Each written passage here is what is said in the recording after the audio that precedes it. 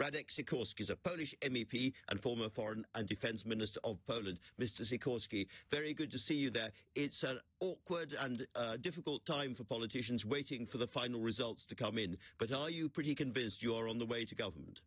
No, actually, it's a wonderful time. Hello, Andrew. Is it? Hello. You're feeling good?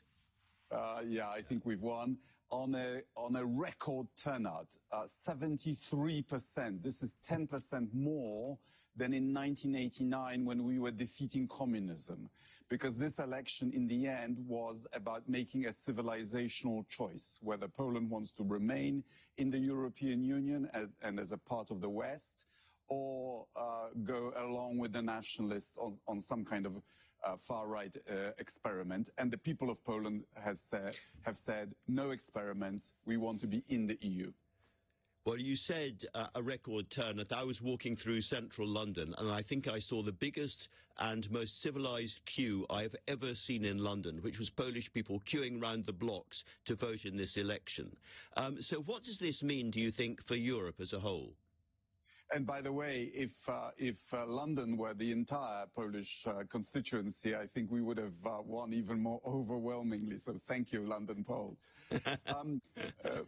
For the EU, it means that a large country, we are the fifth largest in the EU, is coming back into the fold, is going to respect the judgments of the European Court of Justice, is going to stop picking fights with allies and with EU institutions. And that's really important because we have a war on our borders.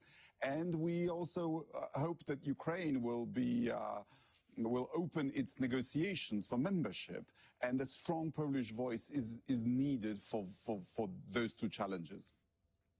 And there have been criticisms under the previous government of the way that the independent judiciary and indeed even aspects of the media were being treated. Is that going to be reversed under your coalition? Well, imagine if the BBC were taken over by Breitbart and you have an inkling of what Polish state TV has become recently. And this is already being criticized in the OSCE interim report. This has to change. We need solid, impartial, facts-respecting public media in Poland. We also need independent judiciary. We need state companies that do business rather than being piggy banks for the ruling party. Polish democracy needs healing.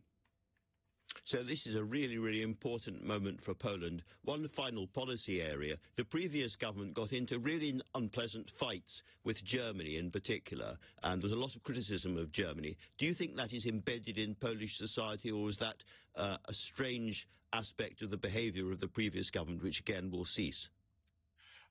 You know, I'm confused by you saying the previous government. They're still the government, but you're right, they are history. And you're right, they behave as if Germany was still our enemy, as it was during World War II. Germany is now an ally of Poland and actually our biggest trading partner. So Poland needs, of course, there are differences of interests, but Poland needs a constructive, friendly relationship with Germany. Well, I can't tell you how pleasant it is to have a happy politician on the programme. Radek Sikorski, thank you very much indeed.